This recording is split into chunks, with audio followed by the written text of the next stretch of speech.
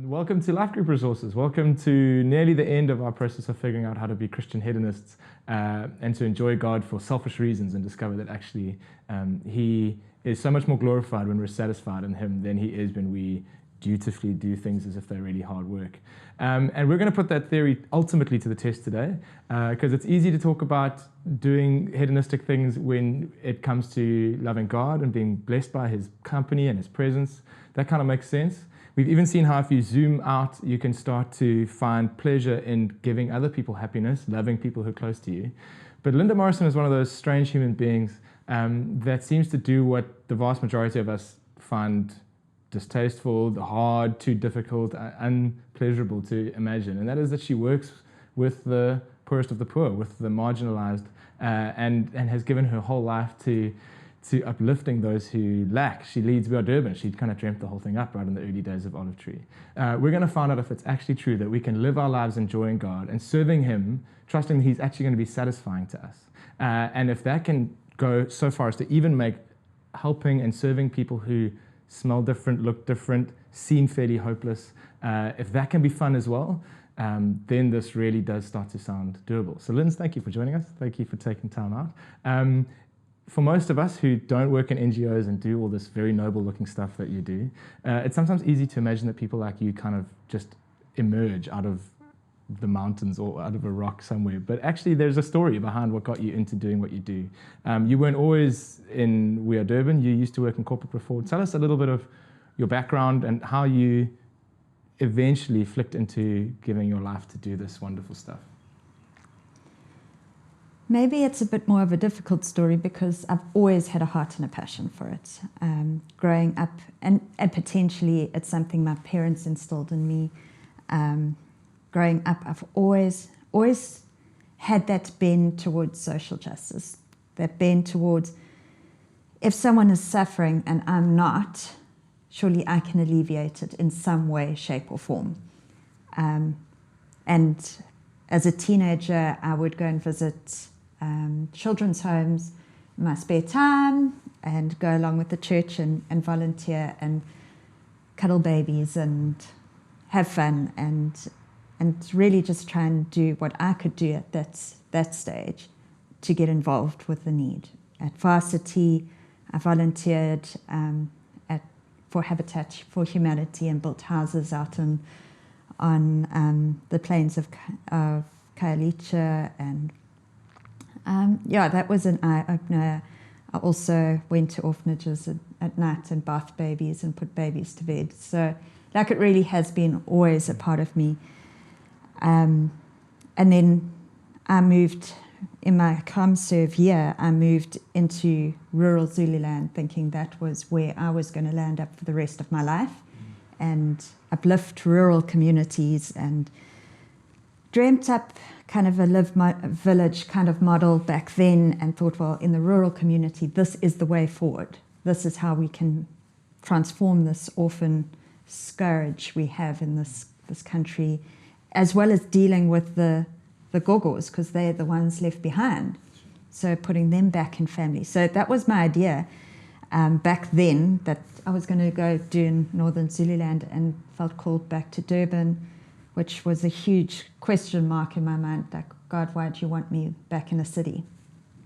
And through meeting the likes of like Ross Roger and Matt Knight, realized that their heart for the city was the same as my heart for transformation within people, and started to dream bigger in terms of dreaming bigger for a city being transformed and a whole people group being transformed together. And that was kind of the early birthings of We Are Durban, even though we didn't know where we were going at that stage.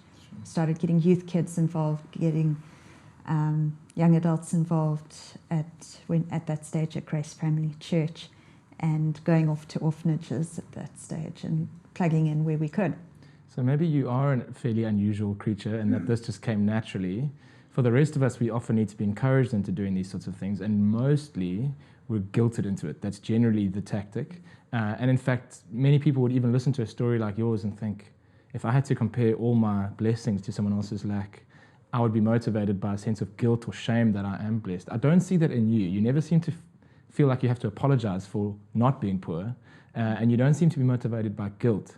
What motivates you, and how would you healthily motivate other people to get involved in what's important but often quite daunting? I think it's the thing that really seems to motivate me is we're all people. On the basest level, we're all people. We all have the same kinds of desires and wants to be treated as people. So, whether it's a poor person on the street or a poor person in a rural area or your domestic worker or the person working in your garden, they're all people. And if we can get past the fact that, yes, you might earn $2,000 a month, or you might earn $20,000 a month, or you might earn $200,000 a month, you're all people. And at the basis level, we want love and we want community and we want that touch. Going into a hospital and just touching someone who has AIDS or has a sickness that makes them feel like people don't want to come near me. A touch is the most powerful thing you can give. Or a guy on the street with heroin problems. A touch is the most important thing. It's not your money at the bottom line. It's a touch, and it's a connection, and it's your heart being shared with their heart that makes them feel human. And is that a satisfying thing for you to do? Do you find that wonderful? Hugely. I mean, it's hard to say you walk away from there and go, flip, that was rewarding. But it is. You walk away and go, I can't believe it was that simple to change someone's life. Because it's not about giving out of your pocket all the time. Sometimes it eventually lands up there, but most of the time it starts with a conversation and a relationship, and that leads them out. Wow, now most of us, I would guess, avoid those kinds of interactions, not because we're super hard-hearted. Everyone watching this is a Christian, and God will have already started doing a whole bunch of stuff in their hearts. Often we avoid those conversations because we're actually quite scared of getting our hearts broken as much as we suspect they might, because the impression is that things are pretty hopeless. And so if I were to go and connect with someone, then their plight might seem even more terrible, and then how would I sleep at night? Do you get overwhelmed by the size of the problems and the number of people needing a touch? Mm-hmm. I do at times, but then I've got to realize that it's not my problem to overcome their problem. Okay. It's their problem to overcome their problem, and it's God's problem. It's not mine. And I might be a key or a tool to unlocking a problem, but ultimately I can't overcome your problems. I'm not walking in your shoes. I can help you along the way, or I can give you advice, but it's your thing whether you actually take my advice or you don't take my advice. I can go, to a domestic worker, you can go, I don't see you being a domestic worker for the rest of your life. I would like to help you along that road, if you want to go and study further. You go and look it up. But it's up to her whether she wants to go look it up and go along that journey. It's up to her whether she's going to take that step or not. These things, we can't do those things for people. And when we start doing things for people, that's when we're going to get hurt. That's when we're going to get hurt, because suddenly it's not their life to live, it's their life that we're living for them. And that's never going to help anyone. Sure. They've got to make their own choices on whether they do it or don't do it. And the same applies to a heroin addict as it does to an orphan or a poor man who's just hard out and has been through some rough times. It's their choice. The system. I love the fact that there's almost a vicious circle. If you start out of a sense of guilt, it'll be unpleasant anyway. And chances are you'll end up taking on too much responsibility, and it's not going to be successful. When you start from a place of freedom, there's no guilt motivating you, which is why you can see the joy in it, and you're much more likely to be able to put good boundaries in place. Yeah, and it's not just a thing of boundaries. It's a thing of the best way I can help you is by showing you your opportunities loving you and making you in a place where you can make choices on your own. The very essence of being human is being able to make choices. And that's right from the beginning of Genesis, is being able to make choices. The minute we take choices away from people, we're disempowering them. So to empower them is to give them the choice. And the very choice of, are you willing to accept my help or not? It's Jesus always going, what do you want? To people whose problems seemed so obvious, he was still prepared to ask them. Sure. How would you encourage our church to seek their enjoyment in God when it comes to social justice stuff? Because God does just say all throughout the Bible, you're not going to have the poor forever. We're kind of in a privileged moment in kind of redemptive history where we do have people that we can help and needs that we can meet. Do you think this is a reliable way to go and enjoy God more, is to get stuck into stuff like this? And what should people listening to this, whose hearts may be starting to stir, that I can go and do something wonderful, what should they do first? Oh, there is so much need out there. There is so much that people can do. I would say check their hearts. Check their hearts whether they're wanting to do it out of guilt, because if it's out of guilt, rather sit and spend time with God, honestly. If it's out of an overflow of flip, God has given me so much. I've got a degree in marketing.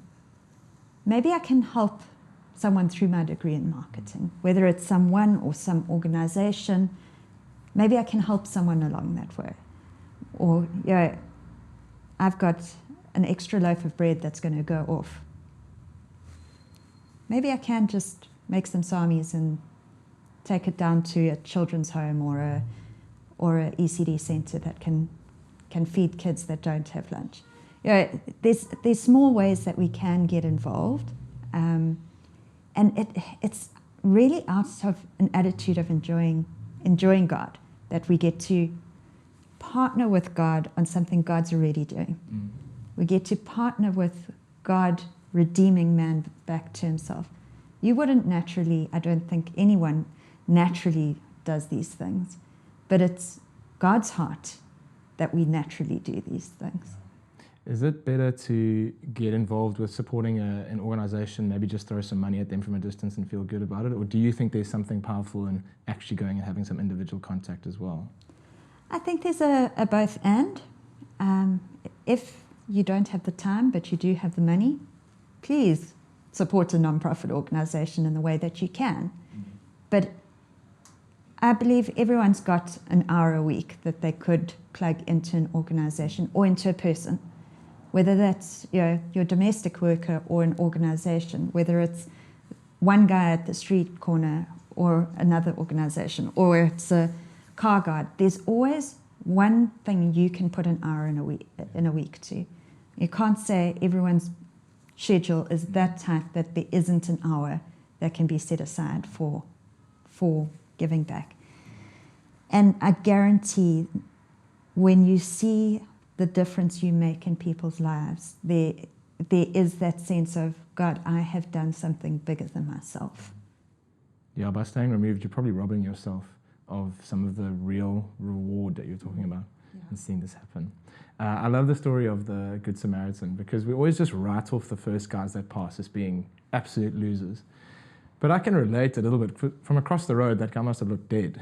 But when the Good Samaritan crosses the road and is prepared to risk having his heart broken, he discovers there is actually some hope, there's some stuff that he can do. But then he still outsources to the professionals and leaves for a while to go and get on with the other stuff he had to do. There's something amazing in that story where he didn't feel he had to suddenly live this guy's life for him, but he didn't avoid the risk of having his heart involved by staying on the opposite side of the road. He got close, and then he empowered the servants who could really do a good job on his behalf. Is that sort of what you're saying, that we should live that way? Yeah. Do what you can and hand over where you need to. Really is. And I mean, the Good Samaritan even supported those who needed to in the long run. So I think it's really everyone figuring out where their heart is, because there's all sorts of need out there, from the orphan to the elderly to the drug addict to the homeless adult who's literally just needing a job to get out of their situation. There's all sorts of need. There's the abused, the human trafficked victim. There's all sorts of need out there. There's all sorts of human suffering. And when we as a body work together in overcoming that, we really become Christ to these people.